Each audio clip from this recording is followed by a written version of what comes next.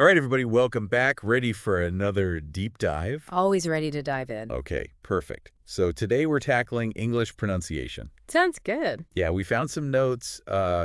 Looks like they're maybe from a channel called English Unlocked. Interesting. Yeah, and they seem to be all about, making your English sound really clear and natural like a native speaker. Yeah, they really emphasize the importance of avoiding those common pronunciation errors. Oh, absolutely. Everybody wants to avoid those embarrassing slip-ups. Right, you don't want to be caught saying a word completely wrong. Oh, tell me about it. I still cringe when I remember the time well, let's just say I mispronounced a certain word at a friend's wedding. Ooh, we've all been there. Yeah. But, it's interesting looking at these notes, it seems like a lot of these common mistakes actually come down to something pretty specific. Oh, and what's that? Syllable stress. Uh-huh. You've hit the nail on the head. Yeah, it seems like knowing which syllable to stress is absolutely crucial for clear pronunciation. It really is. It's like the foundation of good pronunciation. Yeah, and I think this is where English can be a bit tricky, right? Because unlike some other languages, we don't always have strict rules for where that stress should go.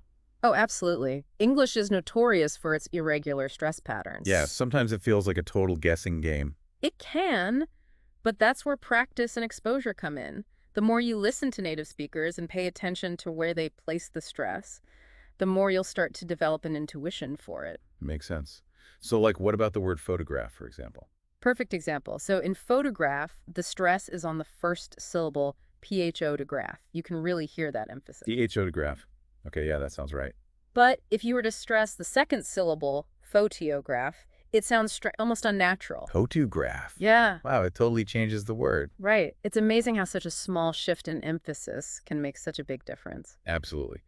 So how can we get better at this? I mean, are there any tricks or tips? Well, for starters, a good dictionary is your best friend.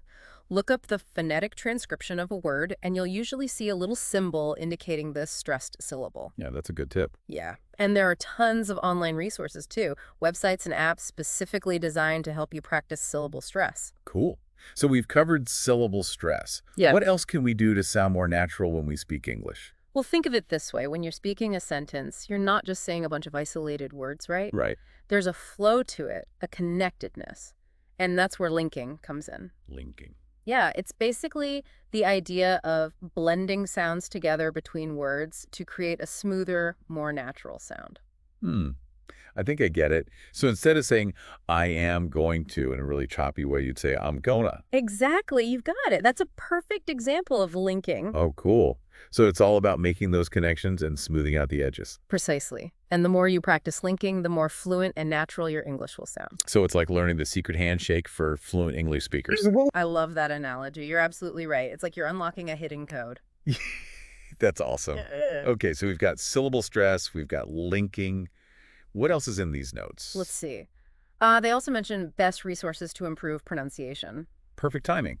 Yeah. Because I was just thinking, we've got all this knowledge, but where do we actually go to practice? Well, luckily there are tons of amazing resources out there these days. Like what? Well, you've got everything from pronunciation apps that give you real-time feedback to websites with interactive exercises and even YouTube channels dedicated to teaching clear English pronunciation. Wow, that's a lot of